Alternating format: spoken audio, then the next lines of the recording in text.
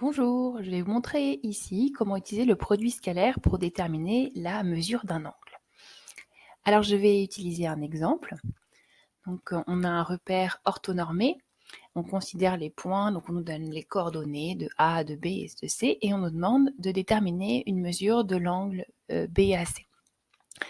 Alors ici, il y a deux choses, c'est qu'on est dans un repère orthonormé. Donc ça veut dire qu'on a le droit d'utiliser la formule avec les coordonnées pour calculer le produit scalaire. Et puis, on en parlera plus tard, mais l'angle est noté d'une manière comme au collège, c'est-à-dire non orienté. Et on verra en quoi ça a un impact. Alors peut-être que votre première idée, c'est d'utiliser la trigonométrie de collège avec le SOHCAHTOA. Mais le problème, c'est qu'on a le droit de l'utiliser uniquement si le triangle il est rectangle. Or, si vous voulez faire une petite figure, vous verrez facilement qu'il ne l'est pas. Et donc, on ne peut pas utiliser ici cette technique-là. Donc, il faut trouver un autre outil.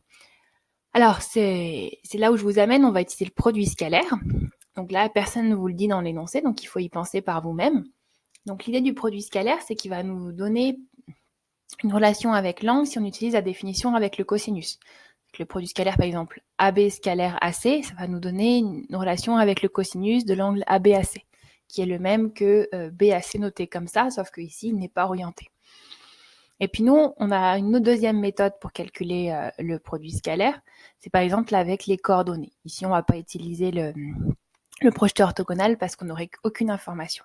Donc en fait, ce qu'on va faire ici, c'est qu'on va calculer le produit scalaire avec deux manières différentes en utilisant les deux définitions sur les trois que vous connaissez, ou quatre, ça dépend où vous en êtes. Et ensuite, on va dire, ces deux expressions, elles sont égales. Donc ça va nous permettre de trouver un lien pour nous donner le cosinus de l'angle. Alors c'est parti. Dans un premier temps, on peut calculer avec les coordonnées le produit scalaire AB scalaire AC. Donc on a besoin des coordonnées, donc on utilise la formule xb moins xa, yb moins ya, xc moins xa, yc moins ya. Ensuite, on peut se lancer. Donc le AB scalaire AC, c'est 5 fois 2 plus 1 fois 4. On trouve 14. Maintenant, on va essayer d'exprimer le produit scalaire avec une autre définition. Donc, on veut utiliser la définition avec le cosinus. Ça nous donne AB scalaire AC égale AB fois AC fois cos BAC. Alors peut-être que là, vous allez râler, parce que c'est pas ce qu'il y a écrit dans le cours. Ici, il y a écrit cos de l'angle ABAC. Alors ici, j'ai exprimé quelque chose de moins fort en utilisant la même notation que dans la consigne. Je me suis pliée en fait un petit peu à la consigne. C'est la consigne qui m'a conseillé de faire ça. Alors en fait, si on regarde, qu'est-ce que c'est l'angle ABAC? Si on ne l'oriente pas, c'est bien l'angle BAC avec son petit chapeau. Donc ici, on perd le côté orientation, mais on parle bien du même angle. Or, donc, pour calculer ce produit scalaire, il nous faut les normes donc du vecteur AB et du vecteur AC. On les calcule avec la formule les racines carrées de x carré plus y carré. Donc, comme on a les vecteurs qui sont là, c'est rapide de calculer leurs normes. Et puis, on peut calculer donc le produit scalaire. Mais ici, on ne connaît pas le cosinus de cet angle. Et justement, c'est parce qu'on ne le connaît pas que le fait qu'on ait calculé de deux manières différentes, ça va nous permettre de conclure. Donc ici, on peut dire, ah tiens, maintenant j'ai deux manières différentes d'exprimer le produit scalaire. Une dont je connais le résultat, et une dont le résultat dépend de mon angle, de sa mesure. Donc je peux dire les deux sont égales, et ça me permet de dire que 14 est égal à tout ça. Alors j'ai un petit peu simplifié les racines carrées, je fais 26 fois 20, ça fait 520, donc racine carrée de 520 fois le cosinus de BAC. Ça nous permet d'isoler, comme dans une équation, le cosinus de l'angle BAC.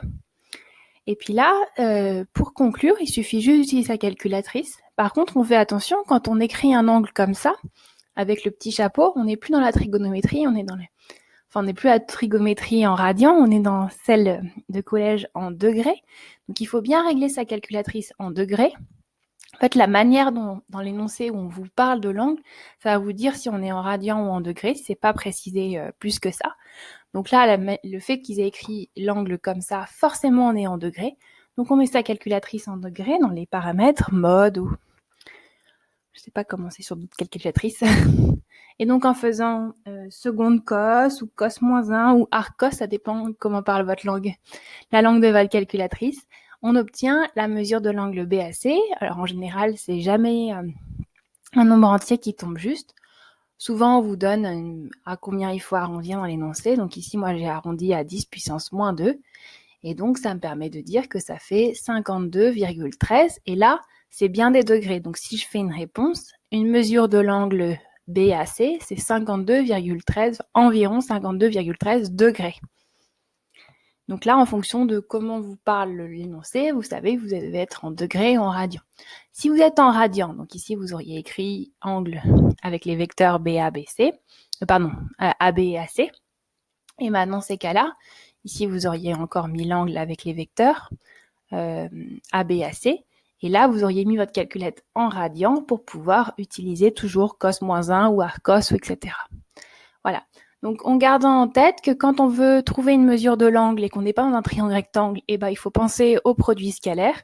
Et en le traduisant avec deux définitions différentes, on arrive à une relation qui nous permet de trouver son cosinus, le cosinus cet angle, et ensuite on peut trouver avec la calculatrice la mesure de l'angle. Voilà, à vous de jouer.